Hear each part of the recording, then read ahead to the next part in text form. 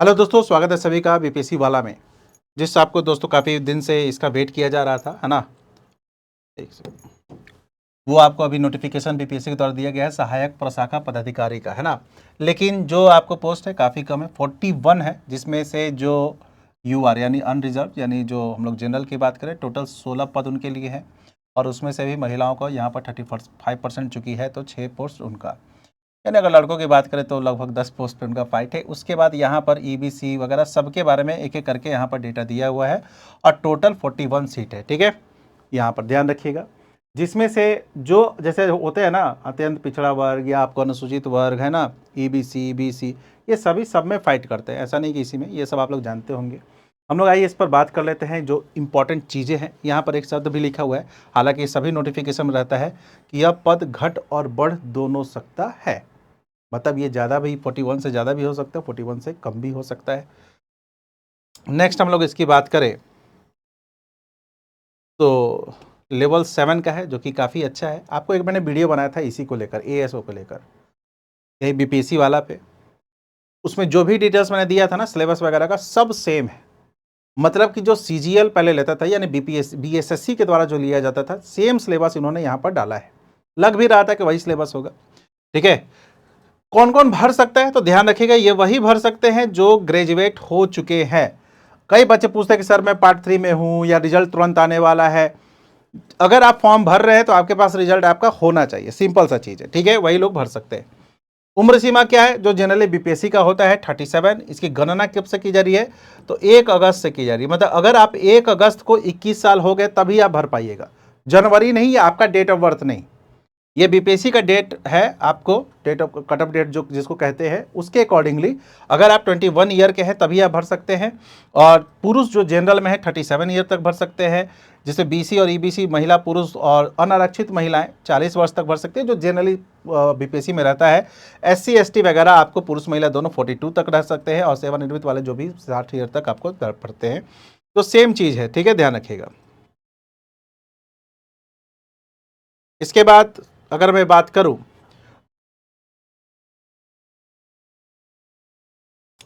Calendar में इसके परीक्षा डेट के बारे में आपको बताया गया है, जुलाई में इसका परीक्षा है। ठीक है, ध्यान रखिएगा। अगर मैं कुछ इंपॉर्टेंट बात करूं जहां से हमें जानने का है, जो आपको नोटिफिकेशन में देखते हैं, वो है चयन प्रक्रिया। इसमें 2 चरण में होगा, पीटी एंड मेंस। इसमें कोई इंटरव्यू वगैरह नहीं होगा। जैसे आपको बीएसएससी के द्वारा लिया जाता था, सेम है ना। पहले इसी पोस्ट को बीएसएससी वगैरह में सचिवालय सहायक वगैरह ये लोग करते थे, है ना। अब यहाँ पर 2 चरण में, यानी पहले प्री होगा, देन आपको मेंस होगा। प्री आपको कौन कौन से सब्जेक्ट होंगे इन्होंने यहाँ पर बोल दिया है कि भाई हम लोग 3 लेंगे, है ना। तो यानी पीटी कैसे होगा आपका, तो इन्होंने 3 सेक्शन में बांट दिया। पहला क्या बांटा इन्होंने? जीएस। और जीएस में कहा है कि भाई 50 क्वेश्चन हम लोग यहाँ करेंगे। इसके बाद इन्होंने सेकंड सेशन जो बांटा है वो बांटा है आपको साइंस प्लस मैथ में। होता क्या है कि 25 क्वेश्चन साइंस के पूछते हैं, 25 क्वेश्चन आपको मैथ के पूछते हैं। और रीजनिंग क्या है? रीजनिंग आपको 50 क्वेश्चन पूछेगा, यानी टोटल 150 प्रश्न पूछे जाएंगे। आपको टाइम दिया जाएगा 2.25 घंटा। ठीक है, ध्यान रखिएगा, सभी प्रश्न 1 नंबर के ही होंगे। यानी आपको जीएस जो है वो 50 क्वेश्चन, साइंस प्लस आपको मैथ है वो 50 क्वेश्चन, और जो मैं रीजनिंग है जिसको हम लोग कहते हैं वो आपको 50 क्वेश्चन। ओवरऑल मैं 2 इसको भागों में बांट करूं तो जीएस जो हो गया 75 क्वेश्चन हो गया, और मैथ प्लस रीजनिंग मिलाकर हो गया आपको 75। यानी जिस बच्चे का मैथ रीजनिंग पे पकड़ है, जिसकी स्पीड बहुत है, वो बच्चे इसको भरिएगा तो आपको सफलता के चांसेस मैक्सिमम ज़्यादा होंगे। हिंदी इंग्लिश दोनों में दिया जाएगा। इसमें एक आपको चीज़ लिखा हुआ, क्या लिखा हुआ है कि परीक्षा में पुस्तक भी आप ले जा सकते हैं, लेकिन पुस्तक क्या होनी चाहिए? NCERT, BSEB, ICSE. अरे आप सोचेंगे कि लूसेंट वूसेंट ले जाए, वो नहीं। ऑथेंटिक बुक होनी चाहिए, और हर सब्जेक्ट का एक ही बुक होना चाहिए। हर सब्जेक्ट का एक ही बुक होना चाहिए, अलग अलग बुक नहीं। अब ये सब टाइम किलिंग होता है। मैं कभी किसी वीडियो में बात करूंगा कि ये सब जो बच्चे फंस जाते हैं वो बुक ही पलटने में रह जाते हैं। क्यों? सोचो ना कि 150 प्रश्न है, आपको वही 2 सवा 2 घंटे दिए गए, और उस 150 में 75 क्वेश्चन न्यूमेरिक है। 75 क्वेश्चन न्यूमेरिक है, अपने आप में क्या है? इंपॉर्टेंट। तो इस सब चीज़ों में ना फंसे, मैं वही सलाह दूंगा। बाकी कभी किसी में हम लोग डिटेल्स यहाँ पर बात करेंगे। इन्होंने इसमें थोड़ा सा बोला है, भाई परिचय दिया है अपने सिलेबस का, क्या क्या दिया है आइए देख लेते हैं। इन्होंने परिचय दिया है कि जो सामान्य होता है, आपको अगर मैं साधारण शब्दों में बात करूं तो सब कुछ पूछा जाता है, हिस्ट्री, ज्योग्राफी, पॉलिटी, है ना, और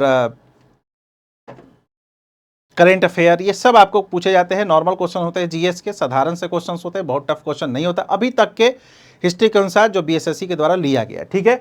नॉर्मल क्वेश्चन होते हैं। इन्होंने साफ साफ बोला है कि सब कुछ पूछेंगे। देखो यहाँ पर इन्होंने, अब 50 क्वेश्चन में क्या क्या पूछेंगे, है ना, 5-5, 10-10 क्वेश्चन सब कुछ होंगे।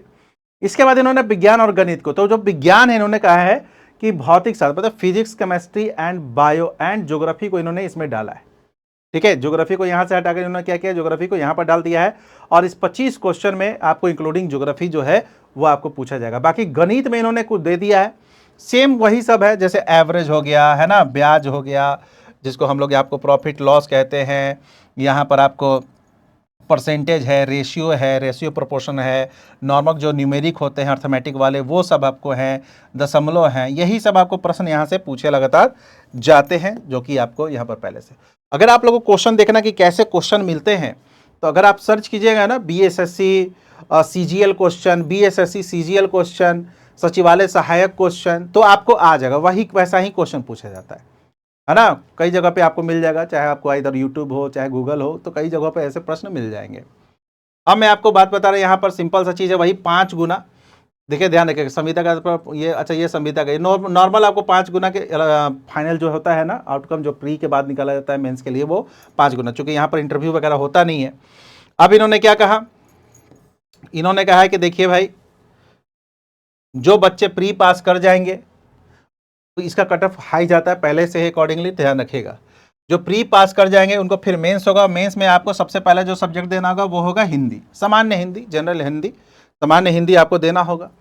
सामान्य हिंदी पास करना होगा, इसका नंबर ऐड नहीं होता, जस्ट पास करना है। इसके बाद आपका जो मेन जो कॉपी होता है जीएस, वो सेम चीज जो आपको प्री में था ना, फिर सेम चीज आपको यहाँ पर आएगा जीएस, देखो है ना, सामान्य ज्ञान के आपको प्रश्न है, मतलब कि इसमें फिर वही से देखो, जीएस 50, साइंस और साइंस, भूगोल एंड मैथ 50 और रीजनिंग 50, सेम पैटर्न होता है। बस इसमें हिंदी को आपको इंक्लूड कर दिया जाता है, बट हिंदी जो होता है ना, सिर्फ और सिर्फ पास करने के लिए होता है। हिंदी बहुत डिटेल्स में आपको नहीं करना है, हिंदी जस्ट और सिर्फ पास करना होता है। और नॉर्मल हिंदी होता है जो बीपीएससी वगैरह में आपसे पूछा जाता है, या इवन आप अगर दरोगा वगैरह का पेपर देखे हो हिंदी का, वैसा ही पेपर होता है, मतलब सामान्य पेपर होता है, बहुत टफ नहीं होता है।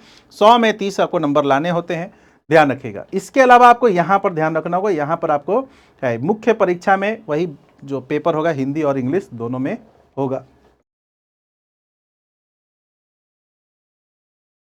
अब इन्होंने इसका सिलेबस दे दिया है, सिलेबस भी सेम है, सिलेबस में कोई अंतर नहीं। जो प्री का सिलेबस था उन्होंने सेम और सेम सिलेबस आपको रखा है मेंस में भी, बस एक ही जो है वो है आपको यहां पर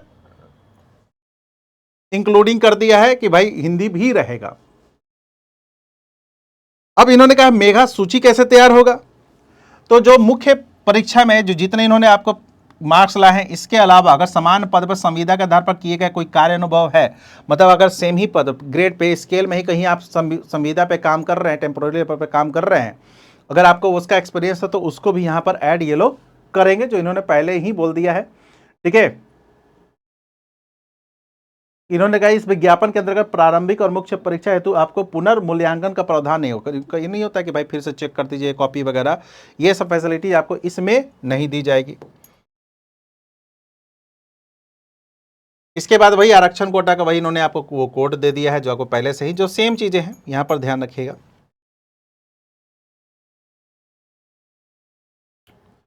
इसके आपको सब कुछ सेम मांगा जा रहा है जो आपको पहले से ही है, वही सब कौन कौन सा सर्टिफिकेट वगैरह लगते हैं, ठीक है, ध्यान रखिएगा। पैसा कितना लगेगा, 600 रुपया जनरल का लगेगा, है ना। इसके अलावा जो बिहार के SC ST हैं उनको 150 रुपया, और बिहार के जो स्थायी निवासी है और महिला उम्मीदवार है उनको भी 150। ध्यान रखें, जो बिहार के वही दिव्यांग हैं उनको भी 150 रुपये लगेगा।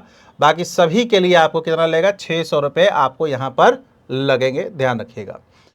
कब से आपको यहाँ पर हो रहा है आवेदन, आपको भरा जाएगा 29/5 से, यानी 29 मई से आपको ये आवेदन भरा जाएगा। कब तक भरा जाएगा, 23/6 तक, और जुलाई में इसका पेपर है, ध्यान रखिएगा।